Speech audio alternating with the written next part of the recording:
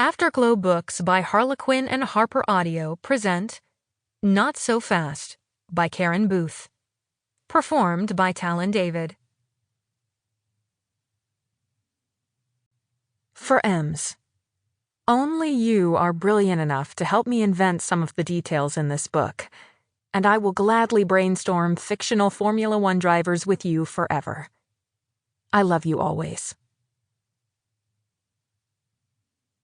1. Today I feel effusive, optimistic, ebullient even. I know it's not like me to be so endlessly upbeat, but things are looking up. Plus, it's Margarita Monday, so I'm guaranteed to end the day with my best friend, drinking tequila and consuming large amounts of cheese. Neal was too smart for her own good. Literally too smart. She'd missed 2 questions, on the SAT, and instead of rejoicing in her near-perfect achievement, she got mad.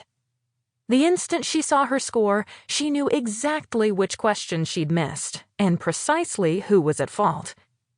Those answers were subject to interpretation, based entirely on the test's poor wording, and I shouldn't be penalized for the mistakes of a business entity that makes millions off students and their families while perpetuating the idea that a 4-year education is the only path after high school. This was what she'd wanted to scream at the powers that be.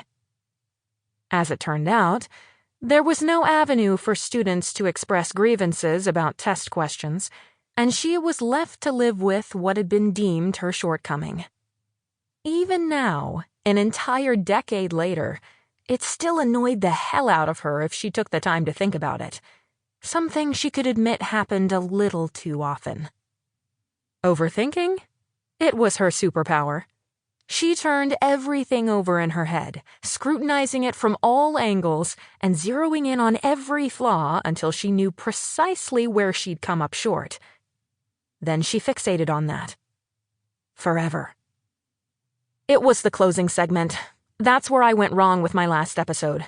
Mia said to her best friend, Jasmine Ramos, gesturing with a tortilla chip, then dunking it into house-made salsa from Lenta, Mia's and Jasmine's favorite Mexican restaurant in Austin, Texas.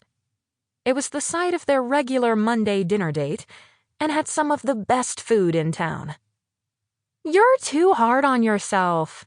Jasmine took a sip of her margarita, then carefully licked salt from the rim.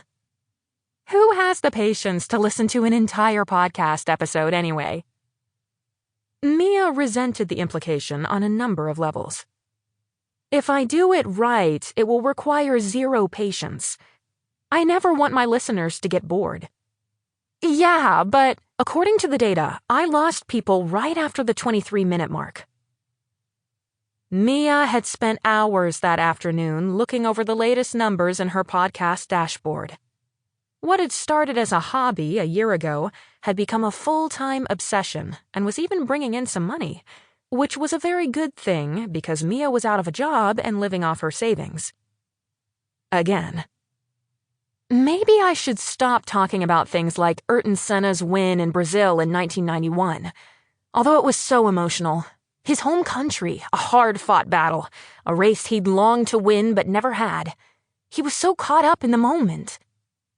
But I worry my listeners might not be interested in the finer points of the history of Formula One.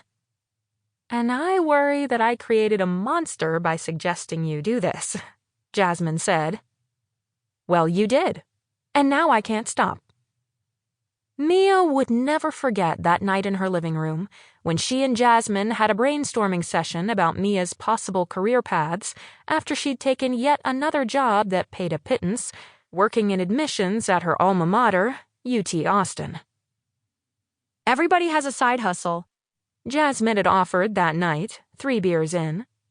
I think you should stay where you are and add something extra. Every side hustle I've tried has never paid off. Plus, people should be able to make a living in this country with only one job. There are too many systemic forces making it hard to get ahead.